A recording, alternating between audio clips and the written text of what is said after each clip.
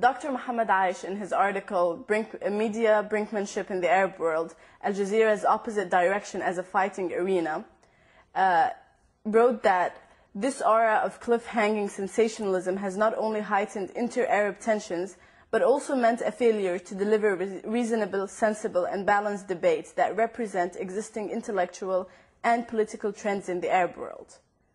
So, what do you have to say in answer to that? We Arabs talk as if we have been the most civilized militarily, politically, culturally, and so on and so forth. If you look at our history, it's a history of bloodshed. It's a history of killing. It's full of all sorts of crimes. So, if you look at that, it's not really a big problem to find two persons on a program like mine fighting. I think we are doing the least, if you like.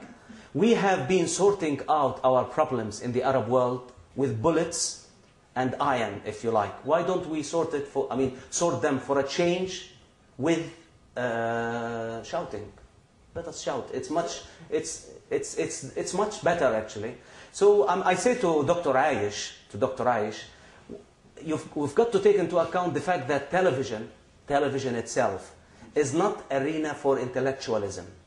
That's another thing. You can't be intellectual on television. Intellectual at all. Otherwise, you can be intellectual, but you would be watched by a couple of people. That's all. Television has its own language. So you mean sensationalism? Well, you've got to have sensationalism. Of course, you can't. Why are you talking about my program now? Because it's sensational. Were it not sensational, you would have never touched on it.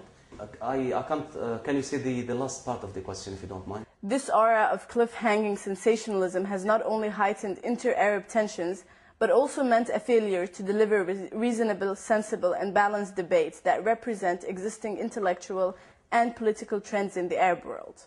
On the contrary, actually, if you look at the program at Al-Tijah Al-Mu'akis, it is an arena for all voices to be heard. It is the first time ever that all voices are heard. It's a little difficult with all the shouting. Well, the shouting, look, they keep talking about the shouting in the program. Why don't you have a look at the way things are tackled or discussed in Western parliaments? Look at the way things tackled in the British Parliament. They shout much more than we do in our program. That's why they have Madam or Mr. Speaker carrying the hammer most of the time, saying order, order, order, which is translated into Arabic, ya jama'a, ya jama'a. Exactly. So if such things happen in parliaments, why is it not a good idea to have such things on a program? In Italy, by the way, in the Italian parliament, they were exchanging words. They were not exchanging words. They were exchanging chairs.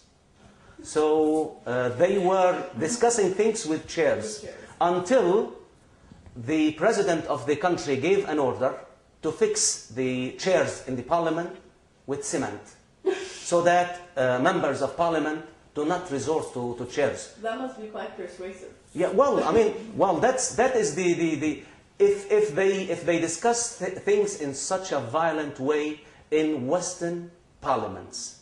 So is it really a big... So aren't we supposed to try and become better?